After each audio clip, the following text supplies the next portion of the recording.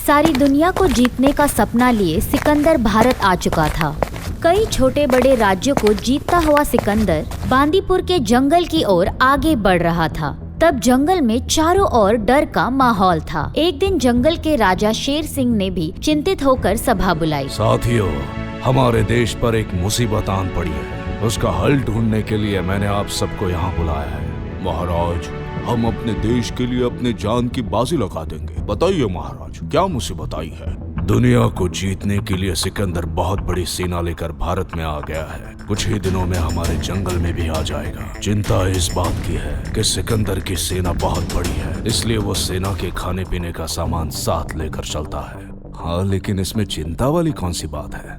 मैंने सुना है कि उसके पास कुछ दिन ही चले इतना ही खाने पीने का सामान है, इसलिए वो हमारे जंगल की ओर आगे बढ़ रहा है। हाँ, मगर वो यहाँ जंगल में आके क्या करेगा? मुझे डर है कि वो लोग हम सबको मार के खा जाएंगे। हे भगवान, तब तो पहला शिकार हम हिरन लोग ही बनेंगे।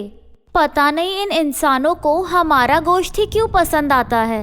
अरे तुम तो दौड़ के अपना बचाव भी कर सकते हो, क्योंकि तुम्हारे पास छोटा कद और रफ्तार भी तेज है, और हमारे पास तो रफ्तार है ही नहीं, और कद इतना बड़ा होने की वजह से सबसे पहला शिकार तो हम ही बनेंगे।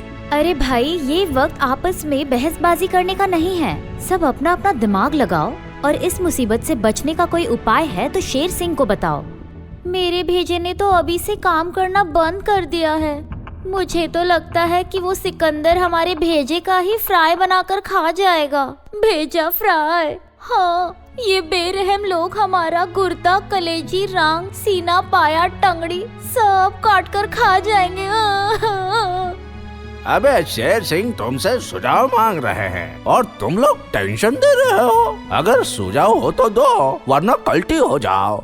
डरो मत, जब तक मैं जिंदा हूँ तब तक तुम्हें खरोच भी आने नहीं दूंगा। कुछ दिन डर के साए में जीने के बाद वो दिन आ ही गया जिसका इन्हें डर था। सिकंदर की सेना ने जंगल पर धावा बोल दिया और शेर सिंह को कैद कर लिया। बताइए महाराज, इस कुत्ते का क्या करना है? खबरदार इसे कुत्ता कहा तो। यह हमारे ही तरह राजा है, इसके साथ एक राजा जैसा ही सुलूक करना। तुम्हें पता है ना, हमारी सेना को ढेर सारा खाना चाहिए और उस खाने का इंतजाम यही कर सकता है। फिर सिकंदर शेर सिंह से कहता है, देखो शेर सिंह, हम कुछ दिन यहाँ रहेंगे। हमारे पास 3 दिन तक चले इतना ही भोजन है, इसलिए तुम्हारे पास अब 3 दिन का ही वक्त है।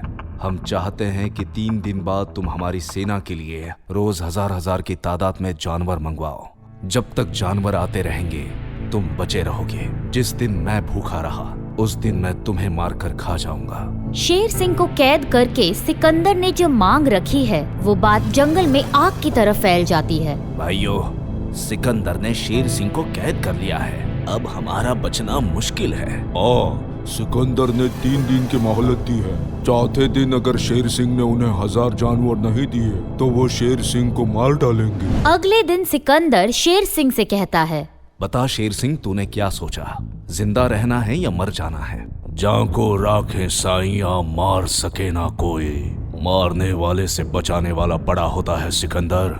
ठीक बोला तूने, बचाने वाला बड़ा होता है, यानी कि मैं ही तुझे मार सकता हूँ और मैं ही तुझे बचा सकता हूँ। गलत, बचाने वाला तो भगवान होता है। अगर उसने चाहा तो तू मेरा बाल भी बांका नहीं कर सकता है सिकंदर। मूर्ख प्राणी, ये भगवान तो होते ही नहीं है। मूर्ख तो तू है सिकंदर। तुझे पता है मैं माँ दुर्गा की सवारी हूँ। माँ किसी भी रूप में आकर मुझे बचा लेगी, देख लेना। तो तुझे बहुत भरोसा है अपने भगवान पर, है ना? तेरा यही भरोसा तोड़ने के लिए मैं तुझे एक चैलेंज देता हूँ। 2 दिन के अंदर तू या तेरे जंगल का कोई भी प्राणी मेरे 3 सवालों का सही जवाब दे देगा तो मैं यहीं से वापस चला जाऊंगा। बता, तेरा सवाल क्या है? मेरा पहला सवाल है कि तेरा भगवान रहता कहाँ है और उसकी मौजूदगी किस तरह साबित की जा सकती है। मेरा दूसरा सवाल है कि तेरा भगवान खाता क्या है, और मेरा तीसरा सवाल है कि तेरा भगवान क्या कर सकता है। अब बोल अपनी दुर्गा माई को कि बचा सकती है तो तुझे बचा ले। सिकंदर के तीनों सवालों के बारे में जब जंगल के प्राणियों को पता चलता है तब सारे प्राणी सोच में पड़ जाते हैं। भाइयों, क्या मैं एक सुझाव दे सकता हूँ? कहो, क्या कहना चाहते हो? जंगल की सीमा पे एक कुटिया में दुर्गा नाम की बुढ़िया रहती है। सुना है वो काफी अक्लमंद है। मैं चाहता हूँ कि हमें उसकी मदद लेनी चाहिए। डूबने वाले को तिनके का सहारा भी बहुत होता है, इसीलिए सारे प्राणी दुर्गा बुढ़िया के पास मदद मांगने के लिए जाते हैं। दुर्गा माई, हम आपके पास मदद मांगने के लिए आए हैं। अगर आपने हमारी मदद की तो हम सबकी जान बच सकती है। अरे भाई, मैं ठहरी बुढ़िया, मैं तुम्हारी क्या मदद कर सकती हूँ?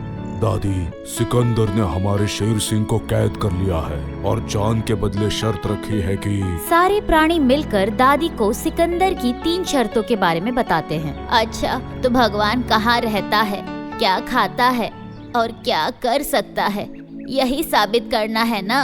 हाँ। ठीक है, मुझे सिकंदर के पास ले चलो। सभी प्राणी बूढ़ी दादी को सिकंदर के पास लेकर जाते हैं। सबको वहाँ देखकर शेर सिंह सिकंदर से कहता है, मैंने कहा था ना सिकंदर, भगवान किसी में रूप में मुझे बचाने आएंगे। तो ये बुढ़िया तेरा भगवान है? हाँ सिकंदर, मैंने तेरा चैलेंज स्वीकार किया है, बता अब मुझे क्या करना है? बुढ़िया, तुझे सिर्फ मेरे 3 सवालों का जवाब देना है। सवाल नंबर 1, भगवान कहाँ रहता है और उसकी मौजूदगी किस तरह साबित हो सकती है? बता बुढ़िया, इसका जवाब है तेरे पास? बिल्कुल है, पर इसका जवाब देने के लिए मुझे एक प्याली में दूध चाहिए। बुढ़िया को प्याली में दूध दिया जाए। दादी को प्याली में दूध दिया जाता है। बूढ़ी दादी बार बार दूध में उंगली डालती है और बाहर निकालती है। ये क्या कर रही है बुढ़िया? सिकंदर, मैं दूध में घी की तलाश कर रही हूँ। घी? हम कुछ समझे नहीं। सिकंदर, इस बात से कोई इनकार नहीं कर सकता कि दूध से ही घी बनता है, यानी कि दूध में घी मौजूद है, मगर उसकी मौजूदगी को साबित करने के लिए पहले उसको गर्म करना पड़ता है, फिर उसका दही जमाना पड़ता है, फिर उस दही को फाड़कर उसमें से मक्खन निकाला जाता है और मक्खन को तपाकर उसमें से घी निकाला जाता है। ठीक उसी तरह भगवान हर कण कण में है, मगर उसकी मौजूदगी साबित करने के लिए इंसान को तपस्या, इबादत और त्याग की भट्टी में जलना पड़ता है। फिर ज्ञान की प्राप्ति होने के बाद जब वो इंसान संत, सूफी, औलिया बन जाता है, तब उसे भगवान की प्राप्ति होती है और इसी तरह से भगवान की मौजूदगी साबित की जा सकती है।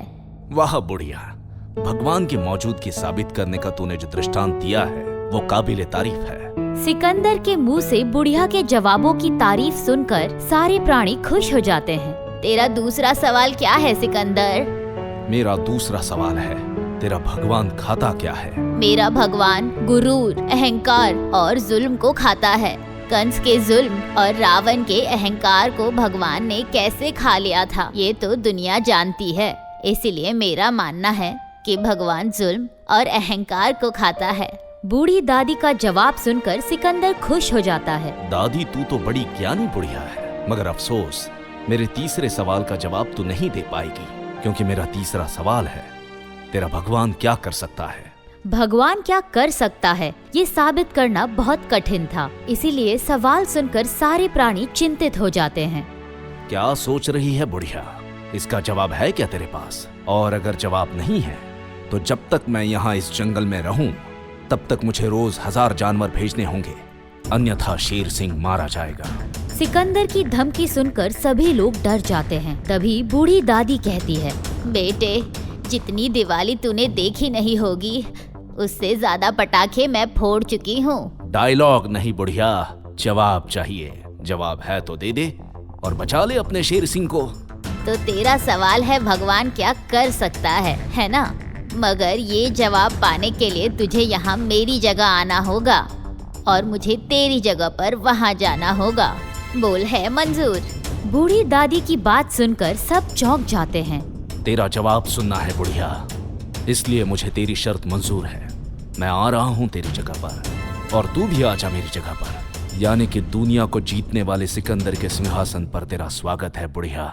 तीसरे सवाल का जवाब जानने के लिए सिकंदर बूढ़ी दादी की जगह पर आकर खड़ा हो जाता है और बूढ़ी दादी सिकंदर के सिंहासन पर बैठ जाती है और फक्र से कहती है, सिकंदर, तेरा सवाल था भगवान क्या कर सकता है।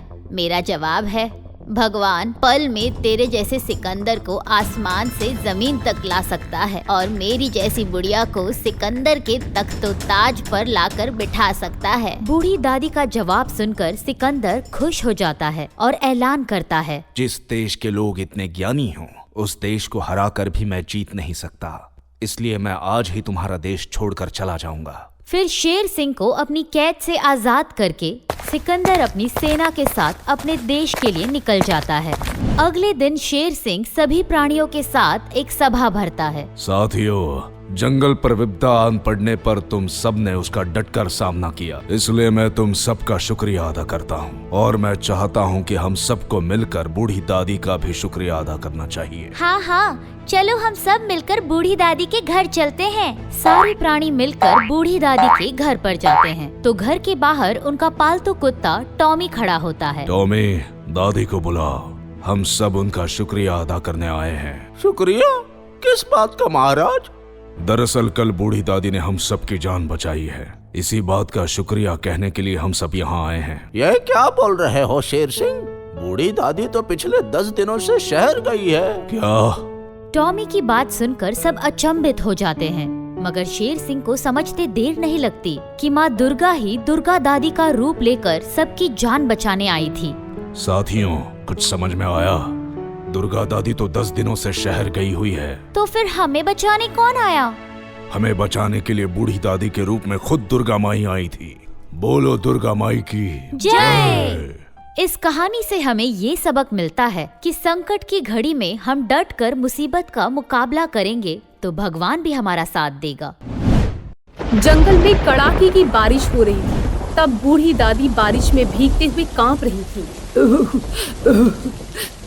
कितनी ठंड लग रही है मुझे, पता नहीं ये बारिश कब बंद होगी। बिजलियां कड़क रही थी और बारिश बरस रही थी। तभी एक चीता वहाँ आता है। क्या हुआ बूढ़ी दादी, इतनी बारिश में बाहर क्यों खड़ी हो? अरे भाई, मेरे घर के छत से पानी टपक रहा है, इसीलिए मैं घर के बाहर खड़ी हूँ। क्या अभी तक आपने अपने घर को नारियल के पत्तों से ढका नहीं है दादी? सारे जंगल वासियों ने अपने घरों को नारियल के पत्ते से ढक दिया है। नारियल के पत्तों से घर में पानी नहीं आता। इतना कहकर चीता वहाँ से चला जाता है। मैं बूढ़ी, भला नारियल के पत्ते कहाँ से लाऊंगी? पर पानी से बचने के लिए मुझे नारियल का पत्ता तो लाना ही होगा, और नारियल के पत्ते लाने के लिए मुझे अपने दिमाग का उपयोग करना होगा।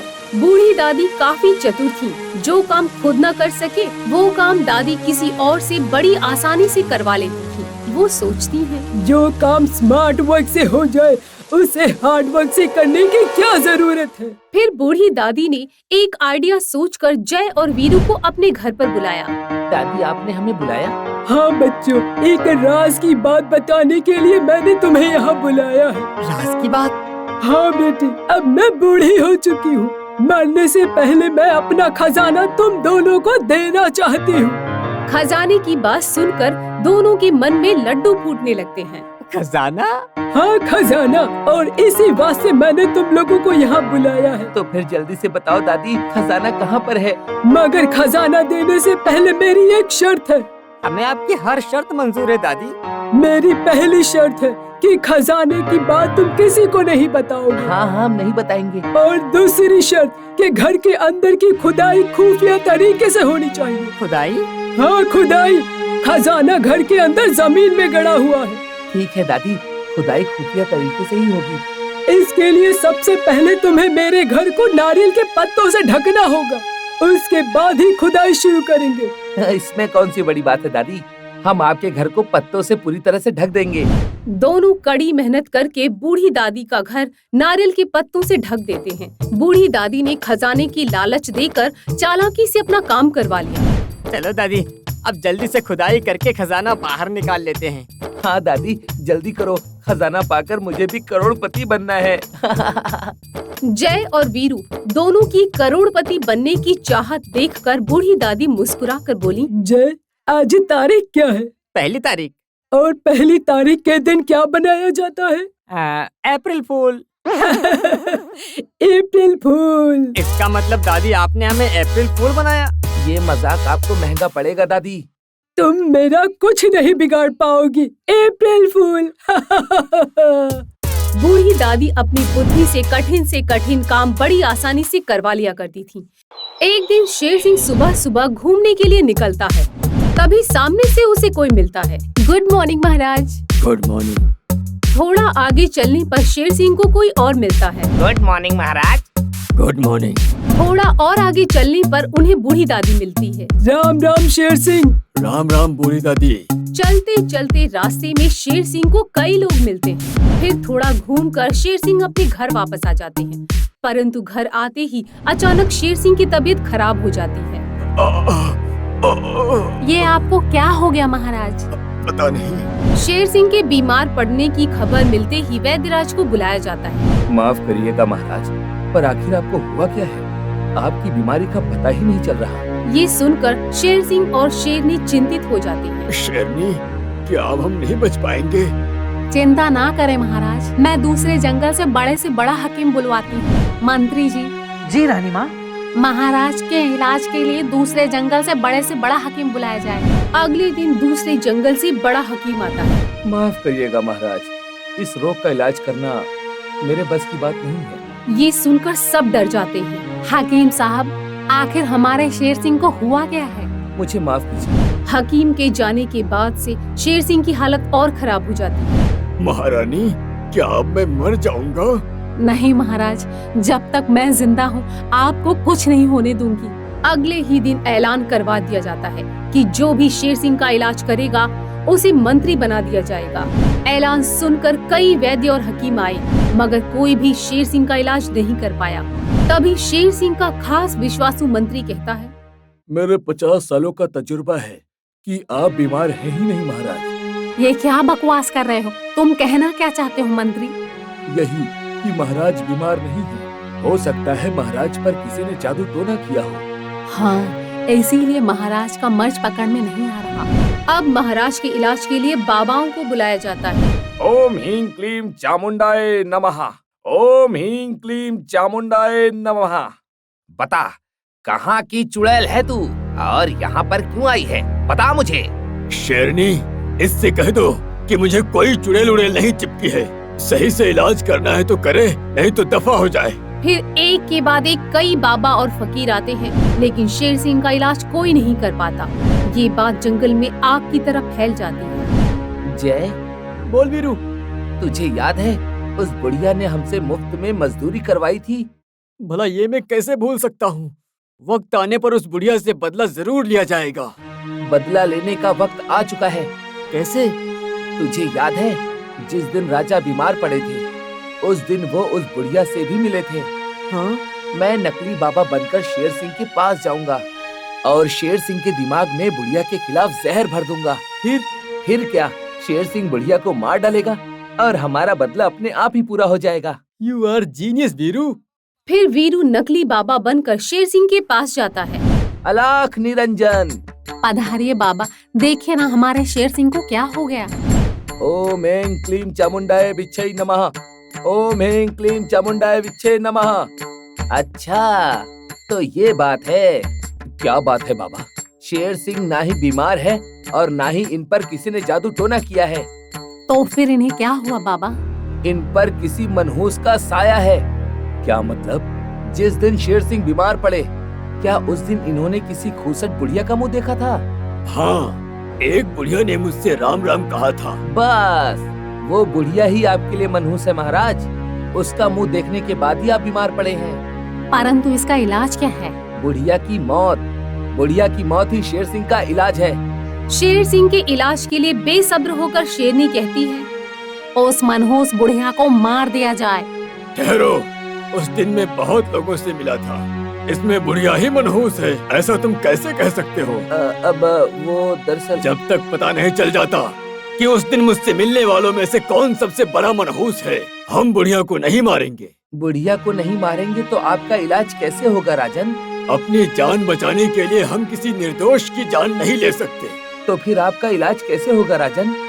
उस दिन मुझसे मिलने वालों में से कौन सबसे बड़ा मनहूस है, इसका पता भी तुम ही लगाओगे। अगर इसका पता लगाने में तुम नाकामयाब हुए तो सबसे पहले मैं तुम्हारी जान लूंगा। ये सुनकर बाबा के भेष में आया वीरू टेंशन में आ जाता है। जब तक बाबा पता न कर ले कि कौन सबसे बड़ा मनहूस है, तब तक बाबा को काल कोठरी में कैद कर लिया जाए। मुझे आपकी आज्ञा मंजूर है महाराज, परंतु इसके बदले मुझे किसी से मिलने की अनुमति दी जाए। शेर सिंह के द्वारा वीरू बाबा को किसी से मिलने की अनुमति मिल जाती है। आधी रात के वक्त वीरू बाबा अपने परम मित्र जय को बुलवाते हैं। तूने मुझे यहाँ क्यों बुलाया है वीरू? यार मैं बुढ़िया को फंसाते फंसाते खुद ही फंस गया हूँ। फिर वीरू जय को सारी बात बताता है। मुझे बचा ले यार, वरना ये शेर सिंह मुझे मार देगा। यार तूने बुढ़िया को फंसाने के लिए ये सब किया, पर मुझे तो ऐसा लगता है कि अब वो चालाक बुढ़िया ही तेरी जान बचा सकती है। पर क्या वो मेरी मदद करेगी? ये तू मुझ पर छोड़ दे। अपने दोस्त वीरू की जान बचाने के लिए जय चतुर बुढ़िया के पास जाता है। बूढ़ी दादी, मुझे आपकी मदद चाहिए, क्या आप मेरी मदद करोगी? हाँ कहो बेटे, मैं तुम्हारी क्या मदद कर सकती हूँ? फिर जय बूढ़ी दादी को सारी बात बताता है। अच्छा, तो उस दिन सबसे बड़ा मनहूस कौन था, ये शेर सिंह को बताना है। हाँ दादी। फिर तो तुम्हारा काम हो गया, मुझे शेर सिंह के पास ले चलो। जय बूढ़ी दादी को लेकर शेर सिंह के पास आता है। महाराज शेर सिंह की जय हो। तुम यहाँ क्यों आई हो बुढ़िया? उस दिन आपको मिलने वालों में से कौन सबसे बड़ा मनहूस है, ये आपको बताकर मैं आपकी जान बचाने आई हूँ महाराज। तो बताओ बुढ़िया, उस दिन सबसे बड़ा मनहूस कौन था जिस कारण मैं बीमार हो गया? शेर सिंह का सवाल सुनकर चतुर बुढ़िया बोली, गुस्ताखी माफ महाराज, परंतु उस दिन आपको मिलने वालों में से आप ही सबसे बड़े मनहूस हो। ये सुनकर सब दंग रह जाते हैं। ये क्या बकवास कर रही है बुढ़िया? इस बात का तुम्हारे पास कोई सबूत है कि हम ही बड़े मनहूस हैं? हाँ महाराज। फिर बूढ़ी दादी कहती है, महाराज उस दिन आपने मेरा मुंह देखा था, इसलिए आप बीमार हो गए थे, ये बात सच है ना? हाँ। मेरा मुंह देखने के बाद आप बीमार पड़ गए, लेकिन आपका मुंह देखने के बाद मुझे मृत्यु दंड की सजा मिलने वाली है, तो मुझसे बड़े मनहूस हो आप ही हुए ना महाराज। चतुर बूढ़ी की बात सुनकर सब सन्न रह जाते हैं और शेर सिंह खुश हो जाता है। वाह वाह बूढ़ी दादी, तुम्हारे बारे में मैंने जितना कुछ सुना था उतना कम था। तुम वाकई में चतुर बूढ़ी दादी हो। शेर सिंह की बात सुनकर सब सोच में पड़ जाते हैं। दरअसल मैं बीमार हुआ ही नहीं था, मुझे राज्य में एक चतुर महामंत्री नियुक्त करना था, इसलिए मैंने ये सब नाटक किया था। तो क्या आप मुझे नहीं मारोगे? नहीं, तुम्हारी वजह से ही मुझे बूढ़ी दादी के रूप में एक चतुर महामंत्री मिला है। बूढ़ी दादी, क्या आप मेरी महामंत्री बनोगी? ये सुनकर सब हंस पड़ते हैं। फिर बूढ़ी दादी शेर सिंह के कंधे से कंधा मिलाकर सबकी सेवा करने लगती है। आपको हमारा ये वीडियो पसंद आया हो तो प्लीज हमारे चैनल को सब्सक्राइब कीजिए और हाँ, वीडियो को लाइक और शेयर करना मत भूलना। धन्यवाद।